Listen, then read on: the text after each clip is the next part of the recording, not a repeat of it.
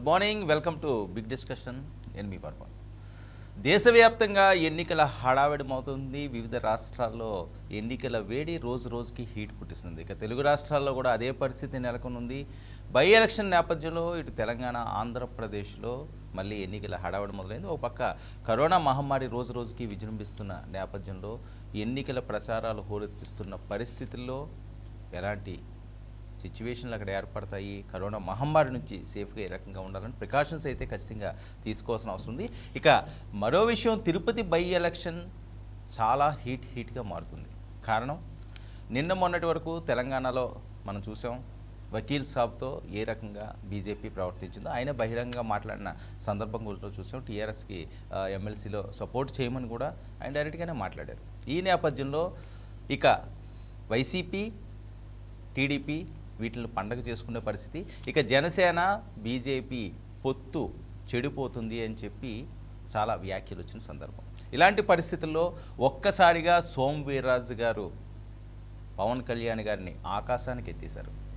ఆయన్ని పువ్వులా చూసుకోమన్నారని నరేంద్ర మోదీ గారే మాకు చెప్పారు అని చెప్పి ఆయన బహిరంగంగా మాట్లాడిన వాయిస్ని మనం విన్నాం. ఈ నేపథ్యంలో పవన్ సాబుని ప్రసన్నం చేసుకోవడానికి కమలనాథులు రెడీ అయ్యారా? ఈ ప్రసన్నం అన్నది తిరుపతి ఎన్నికల వరకైనా రానున్న రోజుల్లో కూడా ముందుకు సాగుతుందా? మరోవైపు విజయసాయిరెడ్డి గారు చేసిన కామెంట్స్ కూడా మనం చూసాం. కాబేజీలు, పువ్వులు ఈ నేపథ్యంలో నడుస్తుంది. గతంలో చాలా విమర్శలు ప్రతిపక్షాల మీద ఇష్టం వచ్చినట్లుగా వ్యాఖ్యలు చేయడం ఉంటుంది. కానీ ఇది ఒక డిఫరెంట్ ఎపిసోడ్. తిరుపతి బై ఎలక్షన్లో గెలుస్తుంది. ఎందుకంటే తిరుపతి బై ఎలక్షన్ సంబంధించి జనసేనకే ఎట్టి పరిస్థితుల్లోని కూడా టిక్కెట్ ఇవ్వాలి అని చెప్పి జన సైనికులు పట్టుపెట్టి కూర్చున్న సందర్భం దగ్గర నుంచి బీజేపీకి ఆ టికెట్ని కేటాయించారు. పొత్తులో భాగంగా మేము కూడా సహకరిస్తామని చెప్పారు. అయితే అది జరిగిన తర్వాత చాలా గ్యాప్ వచ్చింది జన సైనికుల మధ్యన, బీజేపీ మధ్య.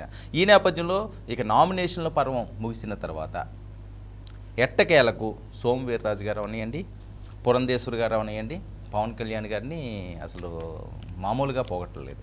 సో ఈ పొగడ్తలు తిరుపతి సీటు వరకే అని చెప్పి కొంతమంది అనుమానాలు కూడా వ్యక్తం చేస్తున్న నేపథ్యం. ఏదైనప్పటికీ కూడా వకీల్ సాబ్ లేకపోతే వర్కౌట్ కాదు తిరుపతి బై ఎలక్షన్లని బీజేపీ చెప్పగానే చెప్పింది, ఒప్పుకున్నట్లుగానే కనిపిస్తుంది. మరి తెలంగాణలో లేని పొత్తు ఆంధ్రప్రదేశ్లో పవన్ కళ్యాణ్ని హీరో చేయడానికి వెనక కారణాలు ఏంటి? అసలు ఏం జరుగుతుంది? ఇదంతా రాజకీయ వ్యూహాలా, నిజంగానే ఈ పొత్తు సాఫీగా సాగేనా 4 రోజుల్లో? ఇదే ఇష్యూపై నటి బిగ్ డిస్కషన్ కొనసాగుతూ మనతో పాటుగా చర్చలో పాల్గొంటున్నారు పూడి తిరుపతిరావు గారు, బీజేపీ అధికార ప్రతినిధి మనతో పాటుగా లైవ్లో జాయిన్ అయ్యారు. జగదీష్ గారు, టీడీపీ ఎమ్మెల్సీ కూడా మనతో పాటుగా లైవ్లోకి అందుబాటులోకి వచ్చారు. మరి కాసేపట్లో వైసీపీ అధికార ప్రతినిధి, జనసేన అధికార ప్రతినిధి కూడా మనతో పాటుగా లైవ్లో జాయిన్ అయిపోతున్నారు. ముందుగా జగదీష్ గారు వెర్షన్ తీసుకుందాం. జగదీష్ గారు, గుడ్ మార్నింగ్.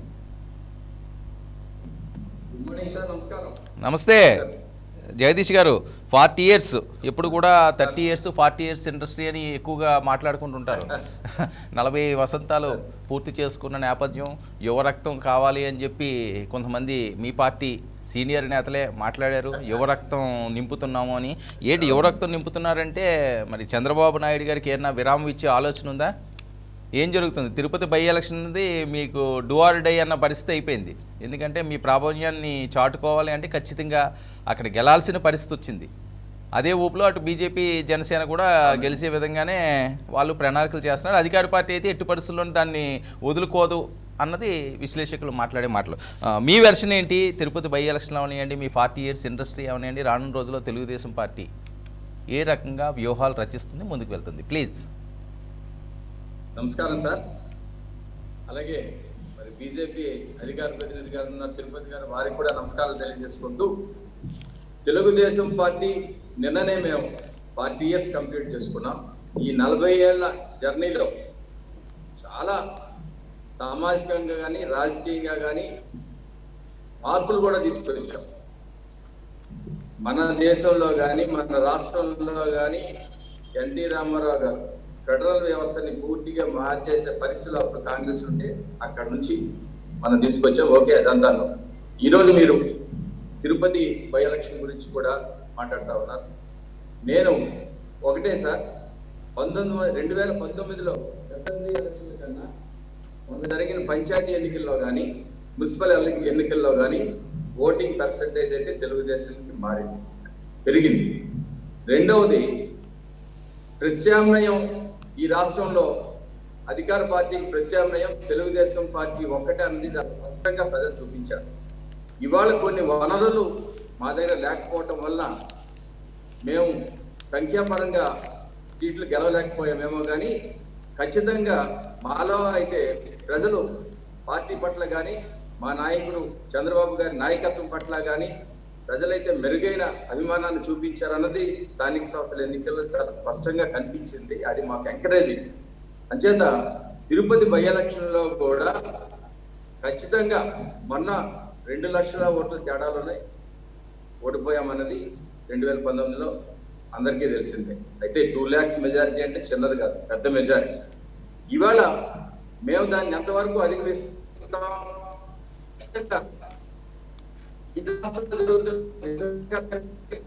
కూడా చెక్ చేయాల్సిన అవసరం ఉంది. అది చెక్ చేయకపోతే నియంతృత్వ పోకడలు ఇంకా పెరిగే పరిస్థితి ఉంది. కాబట్టి మేము ఈరోజు ప్రత్యామ్నాయంగా తెలుగుదేశం పార్టీని గెలిపించండి. ఖచ్చితంగా అధికార పార్టీకి కొన్ని విషయాలు ఈవేళ రాజ్యాంగ వ్యవస్థలను కూడా విధ్వంసం చేసే పరిస్థితిలో ఉంది.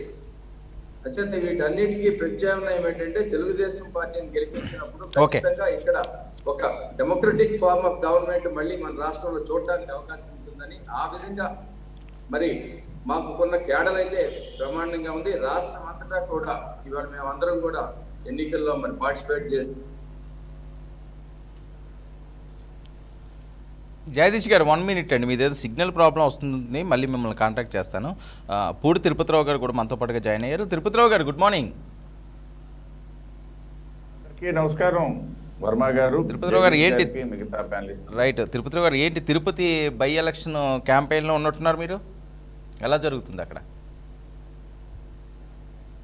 వర్మ గారు, తిరుపతి బై ఎలక్షన్ క్యాంపెయిన్ లో భారతీయ జనతా పార్టీ ఇవాళ ఏదో నోటిఫికేషన్ వచ్చిన తర్వాత లేకపోతే నిన్న మా అభ్యర్థి రత్నప్రభ గారు నామినేషన్ వేసిన తర్వాత ఉండడం కాదు. ఏదైతే మేము నవంబర్ నుండి కూడా తిరుపతి ఎన్నికల ప్రక్రియలో ఉన్నాం. క్యాంపెయిన్ అనడానికి కాదు, మాకు ఎప్పుడు ఉన్నటువంటి సంస్థాగత నిర్మాణ ప్రక్రియ అనేది ఉంటుంది. ఎన్నికల దృష్ట్యా ఒక ప్రత్యేక ప్రక్రియతో మేము ముందుకు వెళ్తాం అనమాట. ఏదైతే బూత్ కమిటీలు, కొన్ని బూత్ కమిటీలని శక్తి కేంద్రాలుగా కూడా మేము విభజించుకొని ఆ ప్రక్రియలో ముందుంటాం. మా తాలూకా సంస్థాగత నిర్మాణ ప్రక్రియ. ఆ నేపథ్యంలో మేము దాదాపు నవంబర్ నుండి ఎన్నికలు బై ఎలక్షన్స్ వస్తున్నాయి అన్నటువంటి సూచన వచ్చిన మర్నాటి నుండే మేము తిరుపతి ఎన్నికల రణరంగంలో మేము మాదైనటువంటి విధానంలో మేము ఉండడం జరిగింది. ఇవాళ నామినేషన్ ప్రక్రియ కూడా పూర్తవుతున్నటువంటి నేపథ్యంలో కొంత సీరియస్ గా మేము ముందుకు వెళ్ళడం జరుగుతుంది. ఇకపోతే సరే, తిరుపతి ఎన్నికకు సంబంధించి భారతీయ జనతా పార్టీకి ఉన్నటువంటి అనుబంధాన్ని కూడా నేను ముందుగా ప్రస్తావిస్తాను. ఒకటి, తిరుపతి ఎన్నికల్లో మేము 98లో మా వెంకటస్వామి గారు పోటీ చేసి 1,75,000 ఓట్లు, ఆ రోజు ఏ పొత్తులు లేవు, ఏమీ లేనటువంటి సందర్భంలో మేము తెచ్చుకున్నటువంటి విషయాన్ని నేను ప్రస్తావిస్తూ 99లో మేము ఆ సీట్ గెలవడం జరిగింది. అయితే ఇక్కడ ఒక విషయం గమనించాలా. సరే, ఇప్పుడు ఇవాళ అధికార పార్టీ లేకపోతే ప్రధాన ప్రతిపక్షం అని చెప్పేసి మీరు చర్చ కొనసాగిస్తున్నప్పుడు అధికార పార్టీ వాళ్ళ తాలూకా ఆలోచన, వాళ్ళ తాలూకా దౌర్జన్యాలు, వాళ్ళ తాలూకా ధనబలము, అధికార బలం, ఇవన్నీ వాళ్ళ ఆలోచనతో వాళ్ళు వెళ్తూ అత్యధిక మెజారిటీ అని చెప్పేసి ఎన్నికల్లో గెలుపు చూపించుకోవడానికి ఏదన్నా ప్రయత్నాలు ఉంటాయి, ఏదన్నా ఉంటుంది. కానీ అత్యధిక మెజారిటీ, అది కూడా అక్రమంగా మేము సంపాదించి చూపిస్తాము దేశానికి అని చెప్పేసి వెళ్తున్నారు అధికార పార్టీ వాళ్ళ తాలూకా. నెక్స్ట్ తెలుగుదేశం పార్టీకి వచ్చేసరికి ఇటీవలే ఏదైతే జరిగినటువంటి స్థానిక ఎన్నికల్లో అయితే ఒకటి, ఇక్కడ స్థానిక సంస్థల ఎన్నికలకి, శాసనసభ ఎన్నికలకి, మళ్ళీ పార్లమెంట్ ఎన్నికలకి సంబంధం ఉండదు వర్మ గారు. స్థానిక సంస్థల ఎన్నికల్లో ప్రతిబింబించినటువంటి ఫలితాలు అనేవి శాసనసభ ఎన్నికల్లో ప్రతిఫలించం.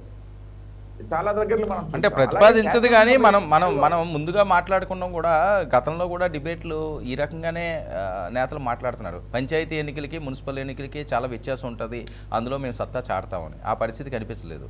కార్పొరేషన్ ఎన్నికలు ఇవన్నీ కూడా డిఫరెంట్గా ఉంటాయన్నారు, ఆ పరిస్థితి కనిపించలేదు. సో ఏదో మనం మాట్లాడకాడని బాగానే ఉంటుంది, కానీ అధికార పార్టీ వేసే వ్యూహాలు కానీ లేకపోతే వాళ్ళ ప్లానింగ్లో కానీ ఈ పార్టీలు నిలబడగలవా అన్నది ప్రధానంగా ఇక్కడ చర్చ. ఇంకో విషయం ఏంటంటే, జనసేనతోటి మీరు పూర్తి స్థాయిలో ముందుకు వెళ్ళే విధంగా అంతా క్లియర్ అయిపోయినట్టేనా, ఇంకా ఏమన్నా బ్యాలెన్స్ ఉన్నాయండి? ఎందుకంటే ఈ మధ్యకాలంలో కొద్దిగా డిఫరెన్స్లు వచ్చిన సందర్భాలు ఉన్నాయి, ఆయనే డైరెక్ట్గా మాట్లాడిన సందర్భాలు ఉన్నాయి. వర్మ గారు, ఒక జాతీయ పార్టీకి ఇటువంటి చిన్న చిన్న సమస్యలు వస్తుంటాయండి. ఒక జాతీయ పార్టీ, భారతీయ జనతా పార్టీ ఇది దేశవ్యాప్తంగా ఉన్నటువంటి పార్టీ. ప్రత్యేకించి ఇలాంటి సమస్యలు వస్తుంటాయి. నేనన్నది భారతీయ జనతా పార్టీకే కాదు, ఇవాళ ఒక జాతీయ పార్టీ కాంగ్రెస్ తీసుకోండి, కమ్యూనిస్టులు తీసుకోండి. వెస్ట్ బెంగాల్లోనేమో కలిసి పోటీ చేస్తారు, కేరళకు వచ్చేసరికి కలహించుకొని పోటీ చేస్తారు, ఎల్డిఎఫ్ యూడిఎఫ్ అని. భారతీయ జనతా పార్టీ కూడా ఏదైతే మొన్న తెలంగాణ విషయంలో, తెలంగాణలో యాక్చువల్గా భారతీయ జనతా పార్టీ జనసేన అలయన్స్ అనుకుని ఎప్పుడు చర్చలకు కానీ అది కానీ ముందుకు వెళ్ళలే. ఒక అభిప్రాయ భేదం వచ్చిన మాట వాస్తవం, ఒక అభిప్రాయ భేదం వచ్చినటువంటి మాట వాస్తవం. ఇంకొక విషయం గమనించాలా, మేము జనసేన, తెలుగుదేశం పార్టీ, భారతీయ జనతా పార్టీ కలిసి ఇక్కడ ఎన్నికల్లో పోటీ చేసిన తర్వాత కూడా తెలుగుదేశం పార్టీతో మేము పొత్తులో లేవు. ఇక్కడ ప్రభుత్వంలో ఉండేటప్పుడు కూడా తెలంగాణలో తెలుగుదేశం పార్టీతో పొత్తులో లేము. మేము గమనించాలా, అంటే ఒక జాతీయ పార్టీగా మాకు ఏ రాష్ట్రం తాలూకు అంశాలు ఆ రాష్ట్రానికి కొంత డామినేట్ చేస్తుంటారు. అదే నేపథ్యంలో ఇవాళ జనసేనతో మేము ఎప్పుడు కూడా కలిసి పోటీ చేసినటువంటి పరిస్థితి తెలంగాణలో లేదు. పొత్తులకి పవన్ కళ్యాణ్ గారు, మా రాష్ట్ర అధ్యక్షుడు బండి సంజయ్ గారు కూర్చొని పొత్తులు మాట్లాడుకున్నది కూడా లేదు. కరెక్టే పూడి తిరుపతిరావు గారు, అలాంటి పరిస్థితి అయితే జిహెచ్ఎంసీ ఎన్నికల్లో జనసేన అభ్యర్థులు బరిలో ఉండగా ఎవరెవరు అభ్యర్థులు అన్నది కూడా వాళ్ళ లిస్ట్ అనౌన్స్ చేసేసిన తర్వాత కూడా బీజేపీతో మనకు పొత్తు ఉంది, ఈసారి వాళ్ళకి అవకాశం ఇద్దామని ఆగింది దానికేగా. పొత్తు లేకుండా అభ్యర్థులను ఎందుకు వాళ్ళు విత్డ్రా చేసుకుంటారు? మంచి ప్రశ్న అడిగారు మీరు, మంచి ప్రశ్న అడిగారు వర్మ గారు. ఇక్కడ గమనించాల్సింది నేనేమన్నాను అంటే, పొత్తులకు సంబంధించి ఎటువంటి చర్చలు జరగలేదు. అది బేషరతుగా పవన్ కళ్యాణ్ గారు అక్కడ ఉన్నటువంటి పరిస్థితుల దృష్ట్యా బేషరతుగా పవన్ కళ్యాణ్ అందరినీ ఉపసంహరించారు. గమనించండి, అక్కడ జనసేనతో కూర్చొని జనసేన ఒక 10 చేయాలా, లేకపోతే బీజేపీ 8 చేయాలా, లేదా జనసేన 50 చేయాలా, బీజేపీ 50 చేయాలా అన్నటువంటి చర్చలు ఎక్కడ జరగలే. అక్కడ ఏం చేశారంటే పవన్ కళ్యాణ్ గారు అక్కడ ఉన్నటువంటి పరిస్థితుల దృష్ట్యా, భారతీయ జనతా పార్టీ గెలుపు అవసరం దృష్ట్యా మొత్తం వ్యక్తుల్ని బేషరతుగా ఆయన విరమింప చేశారు. అది అక్కడ జరిగింది. నేను అదే చెప్పేది, పొత్తులకు సంబంధించి ఏ రోజు చర్చలు జరగలే. మొన్న ఎమ్మెల్సీ ఎన్నికలకు వచ్చేసరికి కూడా అది పొత్తులో ఏమీ ఎన్నికలకు పోలేదండి. అక్కడ గమనించాలా, పొత్తులో ఏమి ఎన్నికలకు పోలా. చివరి నిమిషంలో వచ్చినటువంటి అభిప్రాయ భేదాలు, రెండు పార్టీలు కలిసి వెళ్ళేటప్పుడు ఖచ్చితంగా అభిప్రాయ భేదాలు వస్తాయి. ఆ అభిప్రాయ భేదాలు వచ్చాయి కాబట్టి మాకంటే ముందే తెలుగుదేశంతో విడిపోయింది జనసేన మన ఆంధ్రప్రదేశ్ లో కూడా. తర్వాత మొన్న ఎన్నికల్లో కూడా మళ్ళీ మాతో రాకుండా కమ్యూనిస్ట్ పార్టీలతో కూడా వెళ్లాల్సి వచ్చింది. అంటే నేనేమి ఇవన్నీ ఎత్తి చూపట్లేదు, ఉన్న పరిస్థితులు అన్నమాట. కొంత అభిప్రాయ భేదాలు వచ్చేటప్పుడు చదువుకోవాల్సినటువంటి ఆవశ్యకత ఖచ్చితంగా ఇరు పార్టీల మీద ఉంటుంది.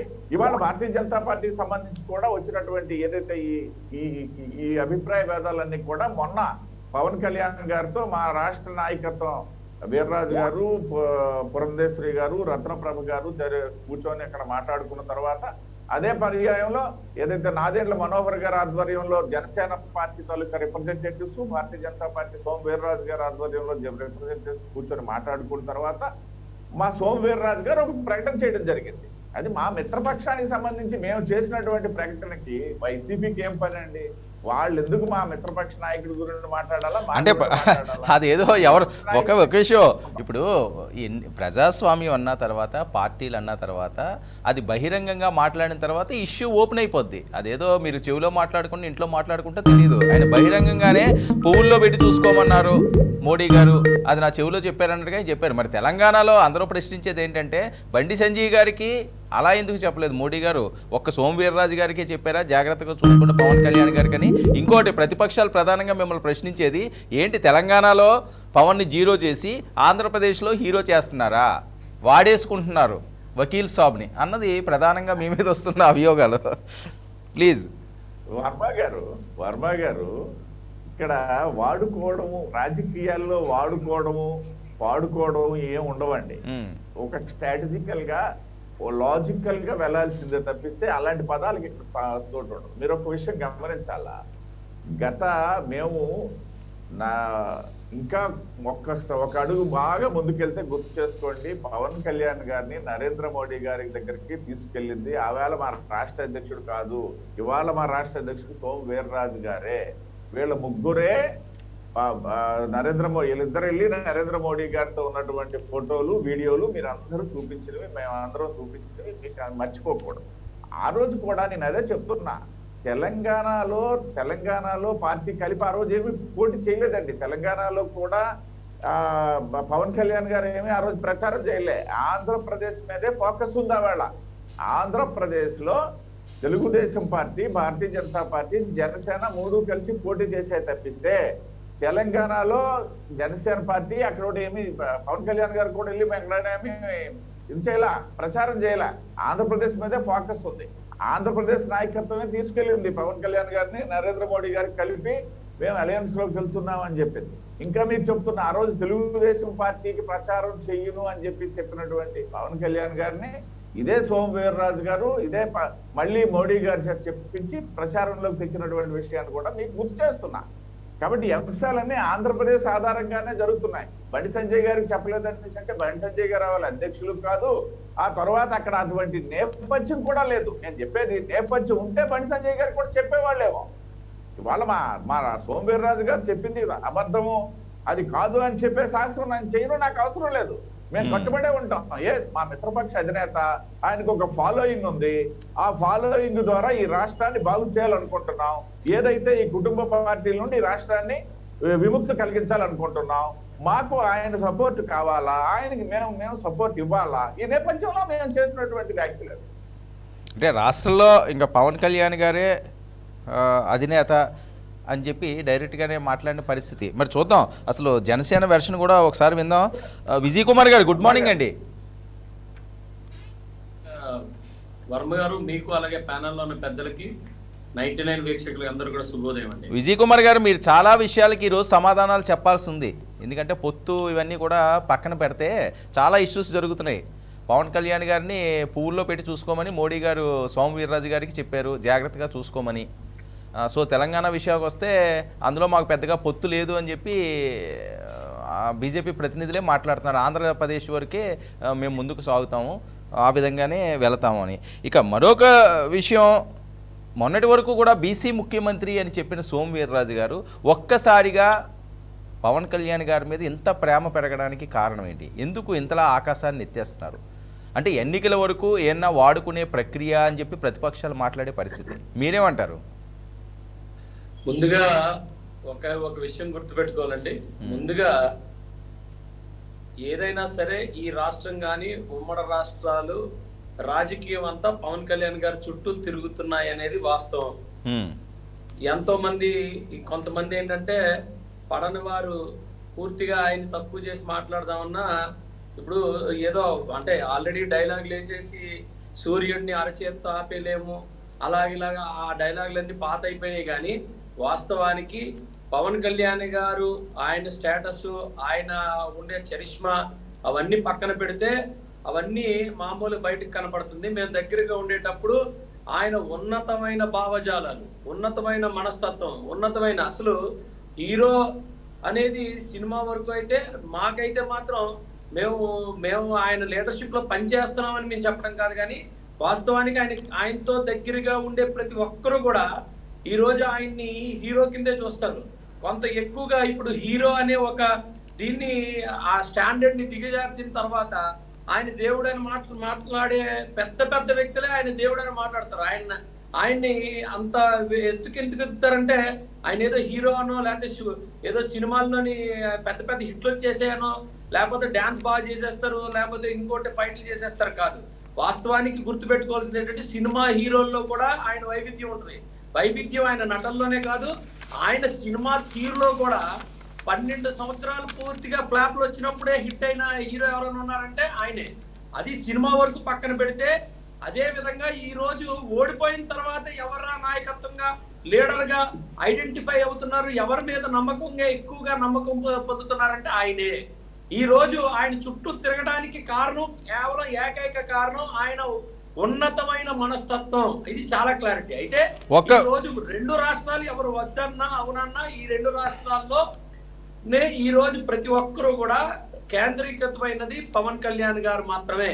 ఆయన తీసుకునే డెసిషన్స్ మీదే ఈ రాష్ట్రం ఆధారపడి ఉండే పరిస్థితికి ఈ రోజు వచ్చేసింది. ఈ రెండు రాష్ట్రాలు విజయ్ కుమార్ గారు ఒక స్ట్రైట్ క్వశ్చన్, పవన్ కళ్యాణ్ గారిని తిరుపతి ఎన్నికల్లో బీజేపీ వాడేసుకుంటుందా అన్నది అందరిలో మెదులుతున్న ప్రశ్న. దానికి స్ట్రైట్ గా సమాధానం చెప్పండి ఒక ముక్కలో. స్ట్రైట్ గా ఎవరు వాడుకోరండి. పవన్ కళ్యాణ్ గారే ఈ రాష్ట్ర భవిష్యత్తు కోసం రాజకీయంగా ముందుకెళ్తున్నారు. దాని వ్యూహాల మీదే ఆయన వెళ్తారు, కానీ ఎవరు వాడుకునేది అంత లేదు. ఇంకో చాలా క్లారిటీగా ఆయన ఏ పార్టీలో లేనట్టు ఇక్కడ మా పార్టీలో ఏంటంటే, మా పార్టీ ఎవరైతే క్రియాశీలక సభ్యులు లేకపోతే నాయకులు వాళ్ళ అభిప్రాయాల మీద కూడా వెళ్తారో అదే మొన్న తెలంగాణలో జరిగింది, మొన్న ఎమ్మెల్సీ ఎన్నికల ముందు జరిగింది. ఇది వాస్తవం. ఎవరిని వాడుకో. రైట్. కాకమాన్ రాజశేఖర్ గారు కూడా జాయిన్ అయ్యారు. రాజశేఖర్ గారు, మీరు ఈ పొత్తుల మీద చాలా క్లారిటీ ఇస్తుంటారు, సీనియర్ పొలిటీషియన్ కాబట్టి చెప్తారు. ఏంటి తిరుపతిలో ఒక్కసారిగా బై ఎలక్షన్ నేపథ్యంలో పవన్ కళ్యాణ్ గారిని సోము వీర్రాజు గారు ఏ రకంగా పవర్తో ముంచెత్తారో పురంధేశ్వర్ గారు కానీ చెప్పాల్సిన అవసరం లేదు. డైరెక్ట్గా ప్రధాని మోదీ గారే పవన్ కళ్యాణ్ గారిని జాగ్రత్తగా చూసుకోండి అని ఆయనే ఈయనకి చెప్పారు అన్నట్లుగా ఆయన మాట్లాడారు. ఇక ఆంధ్రప్రదేశ్లో బీజేపీ జనసేన పొత్తుకి పవన్ కళ్యాణ్ గారే అధినేత అన్నది ఆయన చేసిన వ్యాఖ్యలు. మరి మొన్నటి వరకు బీసీ ముఖ్యమంత్రి అని చెప్పి తర్వాత నాలుగు ఖర్చుకున్న సందర్భం కూడా మనం చూసాం. మీ వెర్షన్ ఏంటి? ప్యానల్లో ఉన్నటువంటి మిత్రులందరూ కూడా ముందుగా నమస్కారాలు. పవన్ కళ్యాణ్ గారు 2014 ఎన్నికల్లో కలిసి పోటీ చేశారు. బీజేపీతో తెలుగుదేశం పార్టీతో కలిసి ఉన్నారు. వాళ్ళు సపోర్ట్ చేశారు. అప్పుడు ఆ ఎన్నికల్లో మరి ఆయన సపోర్ట్ తోటే ఇక్కడ కూడా ఆంధ్రప్రదేశ్లో తెలుగుదేశం పార్టీ అధికారంలోకి రావడం జరిగింది. తర్వాత 19 ఎన్నికలు వచ్చేప్పటికీ ఎవరి పార్టీకి వాళ్ళు విడిపోయి పోటీ చేయడం జరిగింది. తిరిగి ఇప్పుడు ఈ బై ఎలక్షన్ వచ్చేప్పటికీ మరి బీజేపీకి మద్దతుగా పవన్ కళ్యాణ్ గారు వస్తున్నటువంటి పరిస్థితి చూస్తా ఉన్నాం. అయితే ఈ ఎన్నికల మొత్తం మీద కూడా ఒకసారి కానీ పరిశీలన చేస్తే పవన్ కళ్యాణ్ గారిని కరివేపాకులా వాడుకుంటున్నట్టుగా స్పష్టంగా కనపడతా ఉంది. అందులో సందేహమే లేదు. ఎందుకంటే మొట్టమొదటి జరిగిన 14 ఎన్నికల్లో ఆయన పోటీనే చేయలేదు. తర్వాత 19 ఎన్నికలు వచ్చేటప్పటికి ఎవరు విడిపోయారు. తిరిగి ఇప్పుడు వచ్చి మళ్ళీ కలిసి బీజేపీతో కలిసి చేస్తా ఉన్నారు. అయితే ఇక్కడ ఇటీవలనే సోము వీర్రాజు గారు రాష్ట్ర అధ్యక్షులు బీసీని ముఖ్యమంత్రిని చేయాలా అనే స్లోగన్ ఆయన మీద తెలిసింది. అది అయిపోయిన తర్వాత తిరిగి మనం ఈ ఎన్నికలు వచ్చేటప్పటికి తిరుపతి బై ఎలక్షన్ వచ్చేటప్పటికి మరి పవన్ కళ్యాణ్ గారే మా ముఖ్యమంత్రి అభ్యర్థి అని ఇప్పుడు మళ్ళీ కొత్త నినాదాన్ని తీసుకొచ్చారు. మళ్ళీ రాబోయే ఎన్నికల్లో మరి ఏం తీసుకొస్తారో కూడా తెలియదు. అంటే స్టాండర్డ్ లేకుండా ఎప్పటికప్పుడు రాజకీయ ప్రయోజనాల కొరకు ఏ ఎండగా గొడుగు పడుతున్నట్టుగా అప్పుడు ఆ మాట ఇప్పుడు ఈ మాట రేపు ఏ మాట వస్తుందో కూడా తెలియని పరిస్థితుల్లో ఉంది. ఎందుకంటే ఆల్రెడీ బీజేపీకి జనసేనకు ఇంటర్నల్ వార్ జరుగుతూ ఉంది, కోల్డ్ వార్. అందులో సందేహమే లేదు. మనం తెలంగాణ ఎమ్మెల్సీ ఎన్నికలప్పుడు కూడా చూసాం ఆయన ఏ విధంగా మద్దతు ఇచ్చారో, ఏ విధంగా చేశారనేటువంటిది. అక్కడ జరుగుతున్నటువంటి వారు కూడా మనం చూస్తూనే ఉన్నాం. బీజేపీ పార్టీ అది జాతీయ పార్టీ. తెలంగాణకి సంబంధం లేదు, ఆంధ్రాకి సంబంధం లేదు, ఏం దాన్ని అనడానికి లేదు. అది జాతీయ పార్టీ. ఏ రాష్ట్రంలో అయినా ఒకే విధానం ఉంటుంది. కాకపోతే ఇక్కడ ఏంటంటే కేవలం ఎన్నికలప్పుడు మాత్రమే పవన్ కళ్యాణ్ గారి యొక్క కార్డు తీయడం లేదా ఆయన రంగంలోకి తిప్పడం జరుగుతూ ఉంది. ఎందుకంటే నిన్న జరిగిన నామినేషన్ ప్రక్రియ ఆ కార్యక్రమంలో కూడా జనసేన నుంచి మరి పాల్గొన్నటువంటి పరిస్థితులు కూడా కనపడలేదు. ఏది ఏమైనా నేను ఇప్పుడు మాట్లాడుతున్నా, ఈ రోజు పువ్వుల్లో పెట్టుకొని చూడండి అని చెప్పి మోడీ గారు చెప్పారని చెప్పి సోము వీర్రాజు గారు మాట్లాడుతూ ఉన్నా. అయితే నేను అంటుంది ఒకటే, నేను ఒకటే చెప్పదలుచుకున్నా. పువ్వుల్లో పెట్టి చూసుకోవాల్సింది బీజేపీ పార్టీ కాదు, ప్రజలు చూసుకోవాలా. ప్రజలు మన్ననలు పొందాలా, నిత్యం ప్రజల మధ్యలో ఉండాలా. ప్రజల యొక్క శ్రేయస్సు కోరి ప్రజలలో నిత్యం ఉండి వాళ్ళ కొరకు పోరాటం చేసి ప్రజల పక్షాన నిలబడాలి తప్పితే ఈ పార్టీలకు కొమ్ము కాసినందువల్ల పవన్ కళ్యాణ్ గారికి ఒరిగేది ఏమీ లేదు, ఈ రోజు ఏమీ లేదు, రేపు ఏమీ లేదు. ఓకే, వ్యక్తిగతంగా ఆయన ఎదగాల, వ్యక్తిగతంగానే ఏదైనా సాధించుకోవాలా. దానికి ఉదాహరణే జగన్మోహన్ రెడ్డి గారు కాంగ్రెస్ పార్టీ నుంచి విడిపోయిన తర్వాత ఒక పార్టీ పెట్టుకుని స్వతంత్రంగా 3684 కిలోమీటర్ల పాదయాత్ర చేసి ప్రజల మధ్య నిత్యం ఉండి సమస్యలు తెలుసుకుని పోరాటాలు చేసి ఈ రోజు అధికారంలోకి రావడం జరిగింది. ప్రజల మన్నలను పొందుతున్నారు, ఇచ్చిన హామీలు నెరవేరుస్తారు. ఆ విధంగా ప్రజల మధ్య నుండి ప్రజల మనసును గెలుచుకోవాలి తప్పితే ఏదో పార్టీ పంచన చేరి ఏదో ఒక పార్టీకి తాకట్టు పెట్టినంత ముఖ్యమంత్రి అవుతాడు అనుకుంటే మాత్రం అది పొరపాటు అవుతుంది. ఎప్పటికైనా ఎదగాల్సిన అవసరం ఉందని నా అభిప్రాయం. రైట్. జగదీష్ గారు ఈ పొత్తు మీద మీ అభిప్రాయం ఏంటండి? ఇందాక మీద లైన్ కట్ అయింది, ప్లీజ్. పొత్తు అన్నది వాళ్ళ ఇంటర్నల్ అఫైర్ అన్నది అందరికీ తెలిసిందే.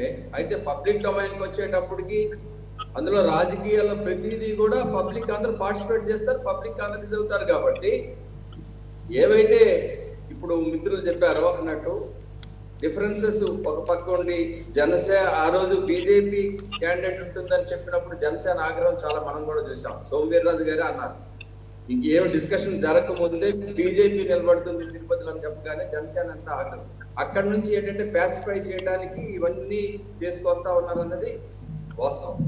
అయితే ఇప్పుడు పొత్తులు వాళ్ళ ఇంటర్నల్ అఫైర్ రెండు పార్టీల్లో ఉన్నారు కాబట్టి వాళ్ళిద్దరూ కలిసి ఉండేటప్పుడు పొత్తుల గురించి ఎక్కువగా మనం వాళ్ళ ఇంటర్నల్ అఫైర్ గురించి ఎక్కువగా మాట్లాడడం అనేది కూడా కరెక్ట్ కాదు. అయితే ప్రజలు ఏ విధంగా రిసీవ్ చేసుకుంటారో రేపు ఎలక్షన్ లో ఖచ్చితంగా మ్యాండేట్ ఏ విధంగా అంటే ఒక్క విషయం మాట్లాడుకోకూడని విషయం అయితే కాదండి. ఇది పబ్లిక్ డొమైన్ లోకి వచ్చిందని మీరే చెప్తున్నారు.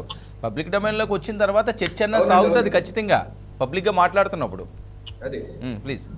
అవునండి, అదే నేను అన్నా. అందుకనే అది మనం ఈ రోజు అదే కన్నా పబ్లిక్ లో కూడా చర్చ వస్తా ఉంది. ఎప్పటి నిన్నటి వరకు లేని ప్రేమ ఈ రోజు తర్వాత రాజకీయాల్లో పువ్వుల్లో పెట్టుకొని చూడటం అనేది ఇమ్మెచ్యూర్డ్ వర్డ్. అది పువ్వుల్లో పెట్టి అంటే ఈవేళ ఏదో అంటే క్లియర్ గా అక్కడ ఏమవుతుందంటే ఆయన్ని ఇప్పుడు అందరికీ ఎవరు పవన్ కళ్యాణ్ గారు అంటే అందరూ రెస్పెక్ట్ ఇస్తాం. ఆయన లీడర్షిప్ ఉంది, మాస్టర్ ఇది ఉంది, క్యాడర్ ఉంది, అంతా ఉంది.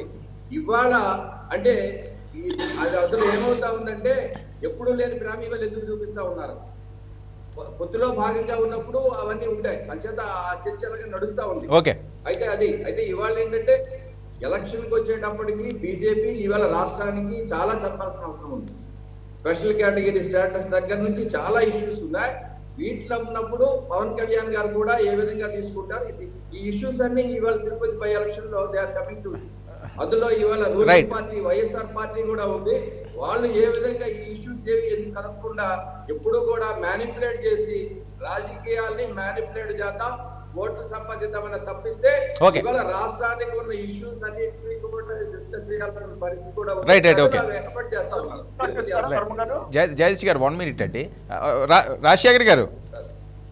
వర్మ గారు, ఇప్పుడు ఇక్కడ రాజకీయాల్లో మేనేజ్ చేయడం అనేటువంటిది ఎంతవరకు సాధ్యపడుతుందంటే మిత్రులు ఆ విధంగా మాట్లాడుతారు. ప్రజల తీర్పుని ఎవరైనా వహించవలసిందే.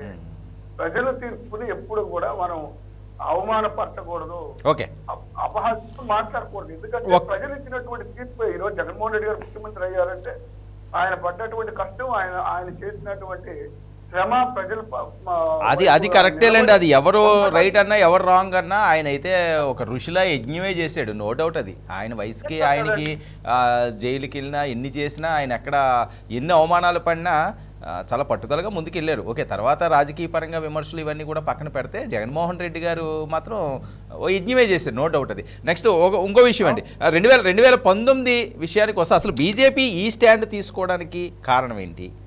ఎందుకు కమలనాథులు ఆంధ్రప్రదేశ్లో తగ్గుతున్నారు? ఓట్ల శాతానికి వస్తే 2019లో మనం చూసాం, జనసేన బీజేపీ కంపేర్ చేసుకుంటే ఆల్మోస్ట్ 6% పైబడి జనసేనకి ఓటింగ్ వచ్చింది. సీట్లు ఒకటే గెలిచిన సందర్భం అసెంబ్లీ ఎన్నికల్లో ఉన్నాయండి, పార్లమెంట్ ఎన్నికల్లో ఉన్నాయండి. ఇక మున్సిపల్ ఎన్నికల విషయానికి వస్తే మున్సిపల్ ఎన్నికల్లో కూడా ఒక 5% పైనే జనసేనకు వచ్చిన సందర్భాన్ని మనం చూసాం. నోటాతో పోటీ పడుతున్నారని బీజేపీని అందరూ కూడా విమర్శించిన పరిస్థితి చూస్తున్నాం. అంటే ఈ మొత్తం నేపథ్యంలో ఈరోజు దేశంలో మోదీ హవా సాగుతుంది. అసలు మోదీకి అడ్డే లేదు ఇంకొక 15-20 సంవత్సరాల వరకుని, ప్రతిపక్షమే పూర్తిగా లేదు అని చెప్పి అందరూ మాట్లాడుకునే పరిస్థితి. ఆ రకంగానే వాళ్ళ హవా సాగుతుంది కూడా. వాళ్ళకి ఏంటంటే సౌత్లో ఎట్టి పరిస్థితుల్లోని కూడా గ్రౌండ్ వేసుకోవాలి. ఈ పరిస్థితుల్లోనే పశ్చిమ బెంగాల్ చూసాం. పశ్చిమ బెంగాల్లో అసలు బీజేపీకి సీనే లేదు. కానీ ఈసారి ఎన్నికలు మనం చూస్తే, రేపు జరగబోతున్న ఎన్నికలు చూస్తే ఎట్టి పరిస్థితుల్లో ఉన్న పశ్చిమ బెంగాల్లో పూర్తి స్థాయిలో ఫైట్ ఇచ్చే విధంగా వెళ్తున్నారు. తెలంగాణలో కూడా అలాంటి పరిస్థితి. కానీ ఆంధ్రప్రదేశ్ విషయానికి వచ్చేసరికి నిన్న మొన్నటి దాకా లేని ఈ అకాల ప్రేమ ఈరోజు ఎందుకు వచ్చింది? కమలనాథులు ఎందుకు వీక్ అయ్యారు? బీజేపీ పార్టీ ఆంధ్రప్రదేశ్లో పూర్తిగా చేతులెత్తేసిందా? పవన్ కళ్యాణ్ గారి మీద ఆధారపడే పరిస్థితి వచ్చిందా? తిరుపతిరావు గారు మీరే సమాధానం చెప్పాలి దీనికి. వర్మ గారు, నేను ముందే చెప్పాను, భారతీయ జనతా పార్టీ జాతీయ పార్టీ, దానికి జాతీయ విధానాలు ఉంటాయి. మా సోదరులు రాజశేఖర్ గారు చెప్తూ జాతీయ పార్టీ అన్ని దగ్గరలో ఒకేలాగా ఉంటుందంటే అది సాధ్యపడే పని కాదు. మేము బీహార్లో నితీష్ కుమార్ గారితో కలిసి ఉన్నాం. బట్ నితీష్ కుమార్ గారు ఇప్పుడు జరుగుతున్నటువంటి 5 రాష్ట్రాల ఎన్నికల్లో మాతో సంబంధం లేకుండా పోటీ చేస్తున్నటువంటి నేపథ్యం. నేను అంతకుముందు చెప్పాను, కాంగ్రెస్ లెఫ్టిస్టుల తాలూకా పొత్తు ఏ విధంగా వెస్ట్ బెంగాల్లో ఉంది, ఏ విధంగా కేరళలో ఉంది. పక్కన పెడదాం. పక్కన పెట్టిన తర్వాత రెండోది, మీరు బీసీ ముఖ్యమంత్రి గురించి కూడా సోమవీర్రాజు గారు బీసీని ముఖ్యమంత్రి చేస్తానని అనలేదు. బీసీని ముఖ్యమంత్రి చేయగలిగినటువంటి అవకాశం, సత్తా ఉన్నటువంటి పార్టీ భారతీయ జనతా పార్టీ అని వారు చెప్పడం జరిగింది. ఒకవేళ పవన్ కళ్యాణ్ మీదే కనుక ఆయనకి ఏదైనా ఉన్నట్టు నేను ముఖ్యమంత్రి అవుతానని ఆయన చెప్పుకుంటాడు. ఆయన కూడా కాదు కదా, ఆయన బీసీ కాదు కదా, మళ్ళీ పూడి తిరుపతిరావునే చేయాలి అక్కడ బీసీగా. కాబట్టి ఎవరైతే ఆయనకేముంది, బీసీని ఆయన మాటలను వ్యతిరేకించారు. ఆ రోజు కూడా నేను చెప్పాను, ఈ రోజు కూడా చెప్తున్నాం. బీసీని ముఖ్యమంత్రి చేయగలిగినటువంటి అవకాశం ఈ తెలుగుదేశం పార్టీకి లేదు, ఈ వైసీపీకి లేదు. భారతీయ తిరుపతిరావు గారు స్ట్రైట్ క్వశ్చన్ ఒకటండి, ఆంధ్రప్రదేశ్లో బీజేపీ నేతలు చేతులెత్తేసినట్టేనా? మీకు ముఖ్యమంత్రి అయ్యే సత్తా లేదా? బీజేపీకి ఏపీలో నిలబడే పరిస్థితి లేదా? దీనికి కోసమనే పవన్ కళ్యాణ్ గారిని స్క్రీన్ మీదకి తీసుకొచ్చి ఆయన్ని ఒకవేళ గెలిస్తే ముఖ్యమంత్రి చేయడానికి ప్రకటించారా? మీలో అంత దమ్మున్న లీడర్ లేరా? వర్మ గారు, ఎప్పుడు కూడా రాజకీయాల్లో సమకాలీన వాతావరణంలోనే చర్చించుకోవాలి. మేము ఇవాళ సంవత్సరం క్రిందట పవన్ కళ్యాణ్ గారు మాతో కలిసి ప్రయాణం చేస్తున్నాం ఒక సంవత్సర కాలంగా. సరే, 2 పార్టీలు కలిసి మేము తెలుగుదేశంతో కలిసి ఉండేటప్పుడు మేము తెలుగుదేశం విమర్శించలేదా? ఇదే పూడి తిరుపతిరావు తెలుగుదేశం తాలూకా విధానాలని కిసాన్ మోర్చా అధ్యక్షుడిగా ఎండగట్టినటువంటి విషయం.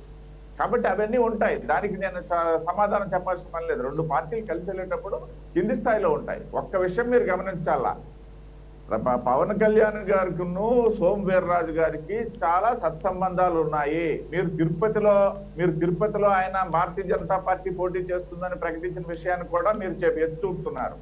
నేనైతే ఖచ్చితంగా చెప్తున్నాను, ఆ రోజు పవన్ కళ్యాణ్ గారితో సోమవీర్రాజు గారు మాట్లాడుకున్న తర్వాతే ఆ ప్రకటన చేసుంటారు తప్పిస్తే కింది స్థాయిలో ఏదైనా ఉండొచ్చు. రైట్, ఓకే కాసేపు దాన్ని పక్కన పెడదాం. ఇంకొక భారతీయ జనతా పార్టీకి రాష్ట్రంలో ఎవరున్నారా ఎవరు లేదనేది తర్వాత అంశము. మొదటగా ఇవాళ మాతో వ్యక్తిపక్షంగా ఉన్నటువంటి పవన్ కళ్యాణ్ గారితో మేము కలిసి వెళ్తున్నాం, కలిసి ఆలోచన చేస్తాం. ఓకే, తిరుపతిరావు గారు వినండి, తిరుపతి బై ఎలక్షన్ లో గెలిచే పరిస్థితి ఉంటుందా మీ పొత్తు? ఖచ్చితంగా వర్మ గారు. రైట్, ఓకే ఖచ్చితంగా ఉంటుంది అని మీరు కాన్ఫిడెంట్ గా చెప్తున్నారు. ఖచ్చితం అన్న పదాన్ని మనం తీసుకుందాం. వెయిట్, ఏ మొహం పెట్టుకుని తిరుపతి బై ఎలక్షన్ లో ప్రచారాలకి మీరు వెళ్ళే పరిస్థితి ఉంటుంది? ఎందుకంటే వెంకన్న సాక్షిగా స్పెషల్ స్టేటస్ ఇస్తామని చెప్పి వాగ్దానం చేసిన వాళ్ళు ఈ రోజు తిరుపతి బై ఎలక్షన్ లో మేము గెలిస్తే ఇది చేస్తామని చెప్తే ప్రజలు నమ్మే పరిస్థితి ఉంటుందా? మంచి ప్రశ్న. ఇందాక పెద్దలు జగదీష్ గారు కూడా అదే ప్రస్తావించారు, స్పెషల్ స్టేటస్ గురించి. వెంకన్న సాక్షిగా, పార్లమెంటు సాక్షిగా అడిగింది మేమే, ఇస్తామన్నది మేమే. కానీ 5 కోట్ల ఆంధ్రుల సాక్షిగా స్పెషల్ ప్యాకేజీకి ఈ రాష్ట్ర ముఖ్యమంత్రి చంద్రబాబు లేకపోతే వైసీపీ జగన్ మాకు అవసరం లేదు. ఈ రాష్ట్ర ముఖ్యమంత్రి మేము ఇస్తున్నటువంటి ప్యాకేజీ నభూతో నా భవిష్యత్ అని ప్రకటించడం వాస్తవం కాదా? కాబట్టి మేము 5 కోట్ల మంది ప్రజలకు ఒప్పించాం. మేము స్పెషల్ ప్యాకేజ్ ఇస్తామని చెప్పేసి. కాబట్టి స్పెషల్ స్టేటస్ గురించి మేము ఇవాళ ఏమి ఎవరి దగ్గర ఏమి జంకు బెంకు లేకుండా మేము స్పెషల్ ప్యాకేజీ కట్టుబడి ఉన్నామని చెప్పుకుంటూ మేము ముందుకెళ్తాము. రైట్, ఖచ్చితంగా మేము అదే చెప్తున్నాము. విజయ్ కుమార్ మేము చెప్పింది కాదు, నవ్వుతో నా భవిష్యత్ అనేది ఈ రాష్ట్ర ముఖ్యమంత్రి చెప్పాడా లేదా రికార్డులు అయిపోయిందిగా. అది గడిచిన అధ్యాయం. ఇప్పుడు కొత్తగా చూడాల్సిన అవసరం ఉంది కదా. ఆంధ్రప్రదేశ్ ఇబ్బందుల్లో ఉంది. మాకు గడిచింది కొత్తగా ఉండదండి. మేము ఒక దానికి కట్టుబడి వెళ్తున్నామంటే దానికి కట్టుబడే వెళ్తాము. Right, okay. విజయ్ కుమార్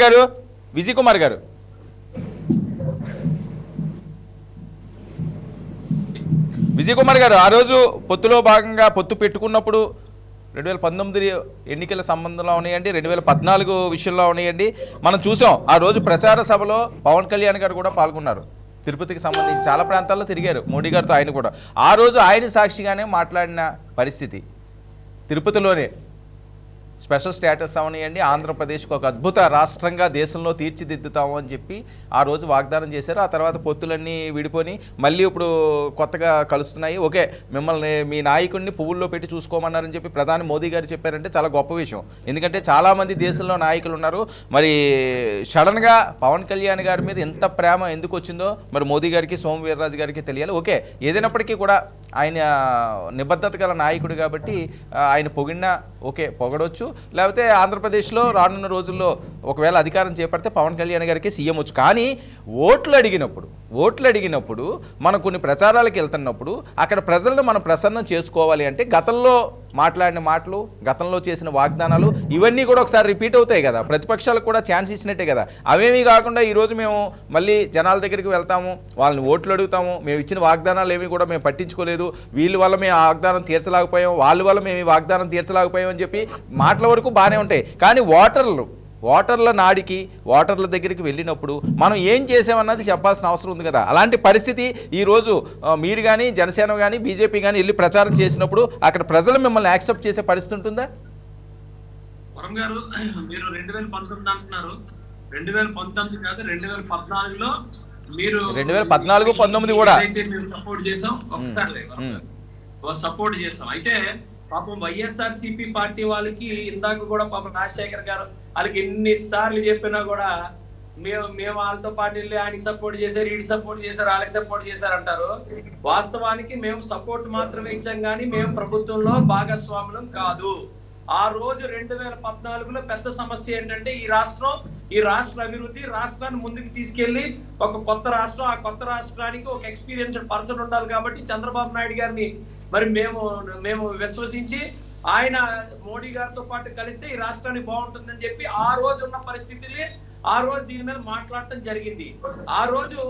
ఈ రోజు నేను మాట్లాడుతున్నా ఏంటంటే మేము మరి తిరుపతి ప్రజల దగ్గరికి వెళ్ళి ఆ రోజు 2014లోని స్పీచ్ ఇచ్చినప్పుడు మాట్లాడిన మాటలు మాట్లాడితే మాకన్నా ముందు వైఎస్ఆర్సీపీ పార్టీ గెలిచి అక్కడ నించొని అక్కడ ఆల్రెడీ ఎమ్మెల్యేలుగా, ఎంపీలుగా, మంత్రులుగా, ముఖ్యమంత్రులుగా అన్ని తెచ్చుకొని ఆ జిల్లాలు అక్కడ ఉన్న దగ్గర వాళ్ళు ఏమి ఇచ్చారు, వాళ్ళు ఎన్ని మాట్లాడారు, వాళ్ళు ఈ రోజు ఏం మొక్క పెట్టుకుని వెళ్తారు. తెలుగుదేశం వాళ్ళు ఆల్రెడీ 5 సంవత్సరాలు చేశారు, వాళ్ళు ఏం మొక్కం పెట్టుకుని వెళ్తారు. వీళ్ళందరి మీద కన్నా బెటర్ క్యాండిడేట్ ఈ రోజు ఒక్క జనసేన, భారతీయ జనతా పార్టీ అనేది గుర్తుంచుకోవాలి.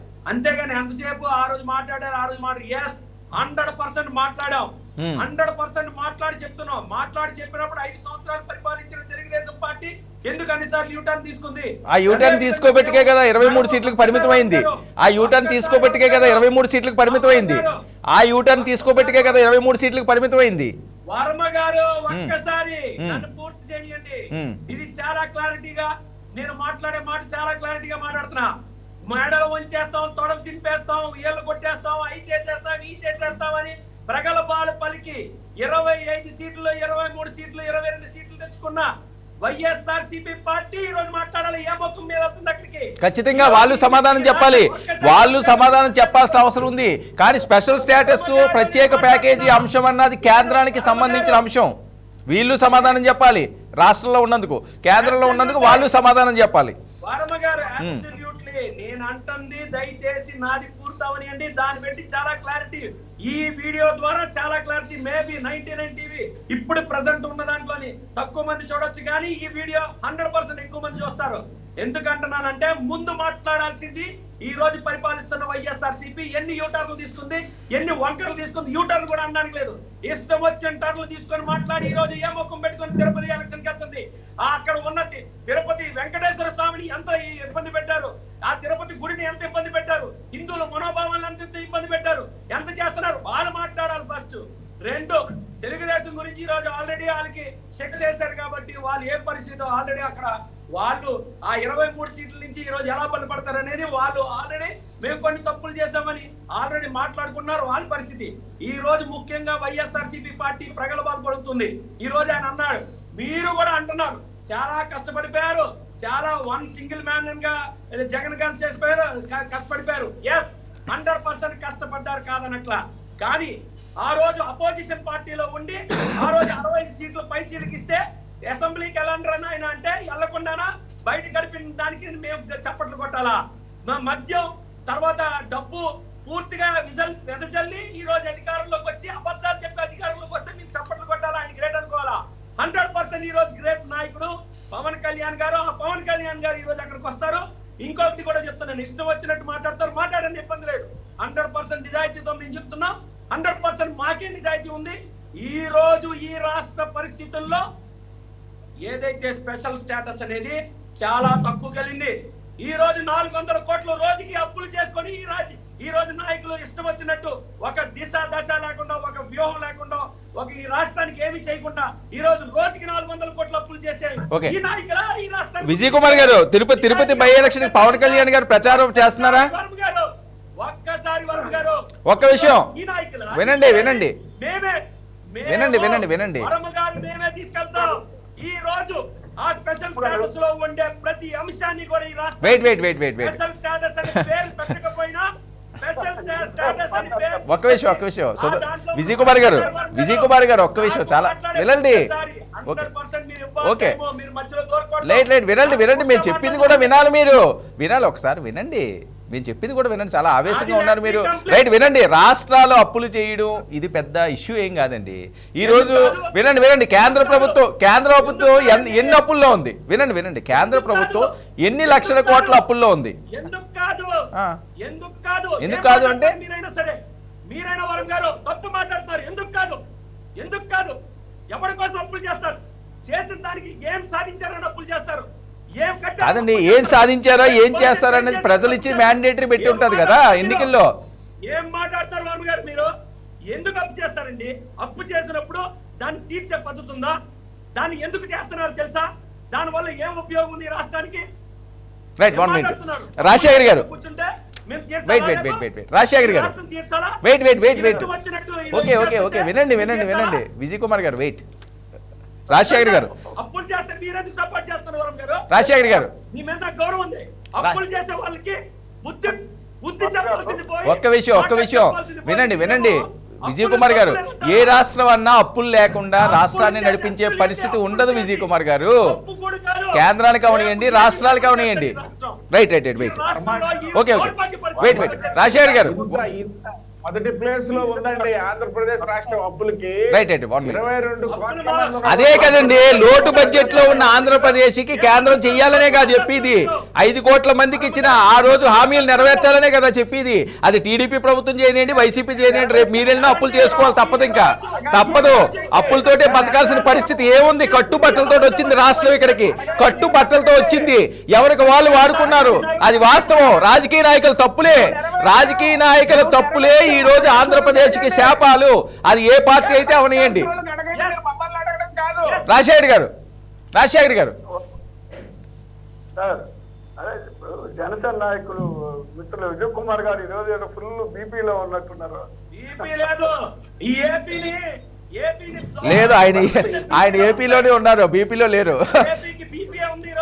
ఇప్పుడే కాదు విజయ్ కుమార్ గారు, ఏంటి టెంపుల్కి వెళ్ళి వచ్చినట్టున్నారు?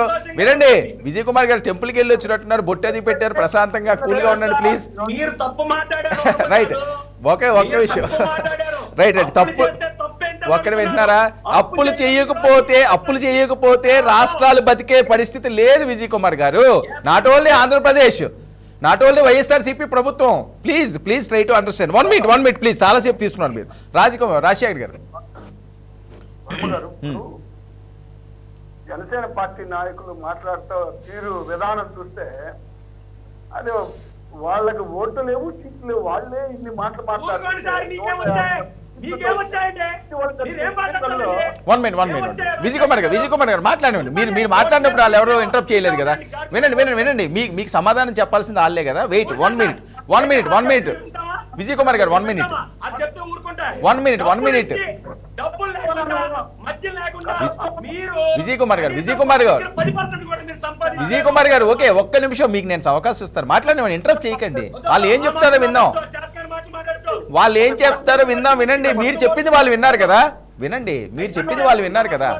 వెయిట్ రాజశేఖర్ గారు ఓట్లు లేవు, సీట్లు లేవు, ఉన్నాయి మాకు. Right okay. రాజశేఖర్ గారు లేవు ఇన్ని మాటలు మాట్లాడితే ఊరుకో రాజశేఖర్ గారు, ఊరుకోండి. ప్రతి ఎన్నికల్లో కూడా విజయదుందుకు వైఎస్ఆర్ కాంగ్రెస్ పార్టీ మరి ఇంకేతంగా మాట్లాడాలా? కాబట్టి వీళ్ళ మాటలు ఎక్కువ, పని తక్కువ. పవన్ కళ్యాణ్ గారికి కానీ వాళ్ళ నాయకులకు కానీ అది అలా ఉంటుంది.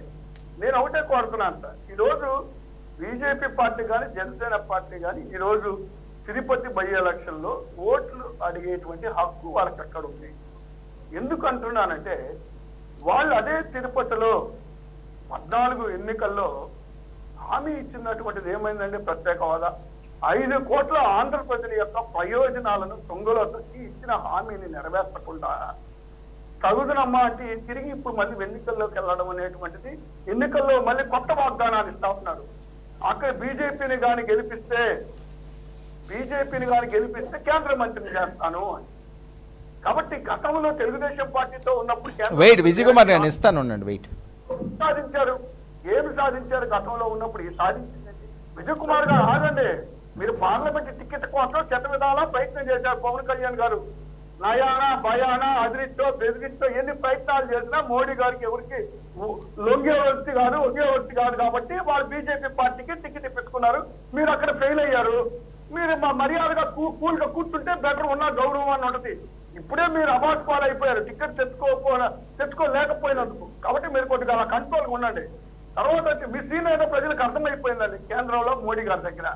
తర్వాత వచ్చి నేను ఒకటే అడుగుతా ఉన్నాను, ఇప్పుడు వీళ్ళ ఎన్నికల్లో కూడా ప్రతిసారి ఏమన్నారు, ఇప్పుడు చేస్తున్న మద్యంతో డబ్బుతోటి ఎన్నికల్లో గెలవడం జరుగుతుంది, వైసీపీ పార్టీ గెలిచింది.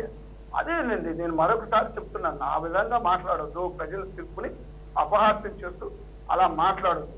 దాన్ని ఏమంటారంటే ఆడలేక మధ్యలో ఓడు అంటారు. నేను చిన్నప్పటి నుంచి వినేవాడు సామెత. నువ్వు గెలవడం చేత కాదు, గెలవలేరు, ప్రజల మధ్యలో నిత్యం ఉండరు. అలా గెలవలేక అదే ఆడలేక మధ్యలో ఓడు అంటాం. అంటే ఇదే మద్యము డబ్బు అంటాం. మద్యం డబ్బు ఉంటేనే గెలిచే పని అయితే, మరి కేవలం డబ్బుతో పని అయితే టాటా బిర్లాలు ఈ దేశానికి ఎప్పుడు ప్రధానమంత్రులు అయ్యేవాళ్ళు. డబ్బుతోటేనే రాజకీయం అంటే అది చాలా పొరపాటు. ప్రజల మనల్ని పొందాలా, ప్రజల పక్షాన్ని నిలబడాలా, ప్రజల కోసం శ్రమించాలా, అప్పుడే వస్తుంది. జగన్మోహన్ రెడ్డి గారు ఏదైతే చేస్తారో మీరు కూడా ఇప్పుడు చెప్పారు, ముందు మీరు మాట్లాడుతూ ఆ విధానాన్ని అవలంబిస్తే ఖచ్చితంగా ఎవరికైనా అవకాశాలు ఉంటాయి. తర్వాత వచ్చి నేను ఒకటే అడుగుతున్నాను సార్, ఇప్పుడు మాకు అడగడానికి, ఇప్పుడు మీరు వాళ్ళు అడగడానికి వాళ్ళకి హక్కు లేదు అన్న, మాకు హక్కు ఉంది అని ఎందుకు అంటున్నా అండి? మేము ఇచ్చినటువంటి ప్రతి వాగ్దానాన్ని నెరవేర్చాం కాబట్టి కేవలం 21 నెలల్లో 99% మేము ఇచ్చినటువంటి వాగ్దానాలు నవరత్నాల ద్వారా ఏదైతే మేనిఫెస్టోలో పెట్టామో అవి చూసా తప్పకుండా నెరవేర్చాం కాబట్టి మేము ధైర్యంగా ప్రజల మధ్యకు వెళ్ళి ఓటు అడిగేటువంటి హక్కు మాకుంది. ఖచ్చితంగా ప్రజలు మమ్మల్ని ఆదరిస్తారు. మేము రేపు తిరుపతి ఎన్నికల్లో అత్యధిక మెజారిటీ 3 లక్షల నుంచి 4 లక్షల ఓట్ల మెజారిటీ గెలవ. అయితే ఏ పార్టీ అయినా, నేను ఒకటే ఛాలెంజ్ చేస్తున్నాను వర్మ గారు, ఏ పార్టీ అయినా ఇప్పుడు మాట్లాడుతున్న డిస్కషన్ లో ఉన్నా తెలుగుదేశం పార్టీ కానీ లేదా జనసేన కానీ లేదా బీజేపీ కానీ వాళ్ళని చెప్పమనండి, మేము గెలుస్తాము అనే దమ్ము ధైర్యం ఉండి గట్టిగా మాట్లాడగలిగేటువంటి సత్తా వాళ్ళు గెలుస్తామని చెప్తున్నారు, డైరెక్ట్ గానే చెప్తున్నారు వాళ్ళు గెలుస్తామని. ఆ తర్వాత వచ్చి రాష్ట్రానికి అప్పుల గురించి మాట్లాడారు. ఈ రోజు రాష్ట్రం విడిపోయినప్పుడు 96,000 కోట్ల రూపాయల అప్పుతోటే రాష్ట్రం విడిపోయి మనం ఆంధ్రప్రదేశ్ లోకి రావడం జరిగిందండి. ఆ 96,000 కోట్ల రూపాయల్ని తెలుగుదేశం పార్టీ అధికారంలోకి వచ్చినటువంటి 5 సంవత్సరాల్లో 2,65,000 కోట్ల రూపాయలకి అప్పు వెళ్ళడం జరిగింది. కాబట్టి మేము అధికారంలోకి వచ్చిన తర్వాత దాదాపు 20 లక్షల కోట్ల రూపాయలు మేము ఎప్పటికప్పుడు 20,000 కోట్ల రూపాయలు ఎప్పుడు చెల్లిస్తానే ఉండాల్సిన వడ్డీలు చెల్లిస్తున్న పరిస్థితులు ఉన్నాయి. కాబట్టి నేనేమంటానంటే అప్పుల ఊబిలో నుంచి ఆంధ్రప్రదేశ్ ని ఏదో ఒక విధంగా బయటేస్తూనే సంక్షేమ కార్యక్రమాలు, అభివృద్ధి కార్యక్రమాలు పెట్టబెడుతున్నాం. కాబట్టి అదే విధంగా ఏదైతే ఈ యొక్క 21 నెలల పరిపాలనలో జగన్మోహన్ రెడ్డి గారు చేపట్టినటువంటి అభివృద్ధి సంక్షేమ కార్యక్రమాలే మాకు రేపు జరిగేటువంటి ఓకే రాజశేఖర్ గారు, ఓకే, థ్యాంక్ యూ. జగదీష్ గారు 3 లక్షల మెజారిటీతో గెలుస్తామని కాన్ఫిడెంట్ గా చెప్తున్నారు వైసీపీ వాళ్ళు. ఏంటి మీ పరిస్థితి ఏంటి? 3 నుంచి 4 లక్షల ఓట్లు. రైట్, 4 లక్షలు, ఇంకో 1 లక్ష పెరిగింది. రాజశేఖర్ గారి ద్వారా ఒకటే నేను ఇవాళ అన్ని పార్టీ తరఫున రిక్వెస్ట్ చేస్తా ఉన్నా, ఎన్నికలని ప్రశాంతంగా ప్రజాస్వామ్యబద్ధంగా జరిపించమనండి. అధికారంలో ఉన్నారు కాబట్టి విధ్వంసకరమైన చర్యలు తీసుకొని అధికార యంత్రాంగాన్ని పూర్తిగా దుర్వినియోగం చేయకపోతే వాళ్ళు ఖచ్చితంగా ఓడిపోవడం ఖాయం, మేము గెలవడం ఖాయం. ఓకే, స్థానిక ఎన్నికల్లో చిత్తూరు జిల్లాలో ఎంత దారుణమైన సంఘటనలు చేశారో అందరికీ తెలుసు. రైట్ అవన్నీ అందరికీ తెలుసు. కోర్టు వరకు వెళ్ళినాయి. అంచేత అదే కానీ కాకుండా ప్రశాంతంగా ప్రజాస్వామ్యం, నిజంగా ప్రజాస్వామ్యం మీద వాళ్ళకి నమ్మకం ఉంటే ఇవాళ బడ్జెట్ సెషన్స్ కూడా పెట్టలేరండి. వాళ్ళకి పార్లమెంట్ అన్నా అసెంబ్లీ అన్నా ఇష్టం ఉండదండి. 2 సంవత్సరాలు ఆర్డినెన్స్ తెచ్చుకొని బడ్జెట్లు పెట్టుకున్నారు. ఏం మాట్లాడతారు వీళ్ళు? ఒకటే నేను చెప్తా, వాళ్ళు ఈవేళ విధ్వంసకరమైన రాజకీయాలు చేయకపోతే ఇప్పటికే ప్రజల తీర్పు వేరేగా ఉంటుందని మాత్రం ఖచ్చితంగా చెప్తున్నానండి. మాట్లాడను, దాని మీద సమాధానం చెప్తున్నాను. Right, okay. తిరుపతిరావు గారు ఫైనల్ గా కంక్లూడ్ చేయండి. 4 లక్షల మెజారిటీతో గెలుస్తామని చెప్తున్నారు. వర్మ గారు అంత కాన్ఫిడెన్స్ ఉండేటప్పుడు ఈవేళ మా వీర్రాజు గారు మా మిత్రపక్షమైనటువంటి, మాకు ఆత్మీయమైనటువంటి వ్యక్తిని పొగిడారన్న విషయంలో వాళ్ళకెందుకు తడుబాటు? అంటే ఈవేళ మేము కలిసి ఉంటే వాళ్ళకి కింద ఎత్త పడుతుంది. ఏంటి టీడీపీతో కూడా రానున్న రోజుల్లో టైప్ ఉంటుంది అంటున్నారు. ఏమన్నా మీకేమైనా ఇన్ఫర్మేషన్ ఉందా తిరుపతిరావు గారు? ఈ రాష్ట్రంలో టీడీపీతో కలిసి వెళ్లే పరిస్థితి లేదని చెప్పేసి మా సోమ వీర్రాజు గారు ప్రకటన తర్వాత తెలిసింది. వారు కూడా ప్రకటించారు. ఇప్పుడు కాదు ఎన్నికలు దగ్గర పడితే టైంకి ఏమన్నా మేము జనసేన కలిపి ఇందాకన్నారు నోటా కంటే తక్కువ ఓట్లని చెప్పేసి. వర్మ గారు మొన్న జరిగినటువంటి స్థానిక ఎన్నికల్లో కూడా మేము 2.6% ఓట్లు సాధించిన విషయాన్ని గుర్తు చేసుకోండి. అంటే నేను అంటలేదండి ప్రతిపక్షాలు మాట్లాడేది. నేను ఎందుకు అంటాను? నేను అంటలేదు. ప్రతిపక్షాలు ఆ రకంగా విమర్శిస్తున్నాయి కదా. 2024 గెలుపు కూడా భారతీయ జనతా పార్టీ జనసేనదే. Right, okay. విజయ్ కుమార్ గారు, పవన్ కళ్యాణ్ గారిని ఎప్పుడు తీసుకొస్తున్నారు ప్రచారానికి తిరుపతి? నిన్న మా మనోహర్ గారు ఆల్రెడీ చెప్పారు, మేము ప్రెస్ నోట్ కూడా ఇచ్చాము. అయితే రాజశేఖర్ గారు పాపం చెప్తున్నారు 2014 స్టోరీలు చెప్తున్నారు. 2019లో ఈయన ఇచ్చిన వాగ్దానాలు ఈ రోజు ఎందుకు యూటర్న్ తీసుకున్నారు అనేది ముందు 2014 ముందు వచ్చిందా లేకపోతే 2019 ముందు వచ్చిందా, 2019 లేటెస్టా లేకపోతే 2014 లేటెస్టా ముందు అది తెలుసుకోవాలి. తర్వాత విషయం ఏంటంటే పవన్ కళ్యాణ్ గారి గురించి వెళ్ళి అక్కడ బతిమాలుకొని మేము సీట్ సంపాదించుకోలేమని అనుకుంటే ఆయన అవివేకం. ఈ ఎటకారాలన్నీ రేపు రాబోయే రోజుల్లో ప్రతి ఒక్కదానికి సమాధానం చెప్పే పరిస్థితి ప్రజలకు ఉంది. వీళ్ళు నిజంగా డబ్బులు మద్యం గురించి మాట్లాడుతున్నారు. మీకు అంత ప్రజల మీద అంత ఇది ఉన్నప్పుడు, ఓటు మీద అంత గౌరవం ఉన్నప్పుడు మీరు ఆ గౌరవాన్ని, ఆ ఓటుని ఎందుకు అవమానిస్తున్నారు? డబ్బులు మద్యం ఇచ్చి. అది నేను అడుగుతున్నా.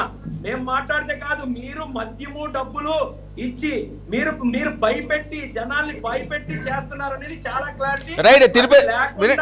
విజయ్ కుమార్ గారు, మీరు గెలండి, అప్పుడు రైట్. విజయ్ కుమార్ గారు, ఏంటి తిరుపతిలో పరిస్థితి ఏంటి? బీజేపీ జనసేన పొత్తు పరిస్థితి ఏంటి చెప్పండి ఫైనల్ గా. 100% ఆ వెంకటేశ్వర స్వామి సాక్షిగా అక్కడ జరిగేది నిజాయితీ ధర్మ యుద్ధం. ఆ ధర్మ యుద్ధంలో Bharatiya Janata party, Janasena party candidate కూడా ది బెస్ట్ క్యాండిడేట్ ని తీసుకొచ్చి పెట్టాం. ఎప్పుడో ఇంకా నాకు తెలిసినంత వరకు 25 ఎంపీ సీట్లలో కూడా ఉన్న ఎంపీల్లో one of the best MP అవుతారు, బెస్ట్ క్యాండిడేట్ అవుతారు. ఇంకోటి కూడా చెప్తున్నాం, ఆవిడికి మేము గౌరవిస్తున్నాం. మా పవన్ కళ్యాణ్ గారు కానీ మోడీ గారు కానీ అందరూ గౌరవిస్తున్నారు. వీళ్ళు కనీసం వీళ్ళ కార్యకర్త కూడా వీళ్ళ క్యాండిడేట్ గౌరవం ఇవ్వరు. అలాంటి క్యాండిడేట్ తెచ్చిపెట్టారు.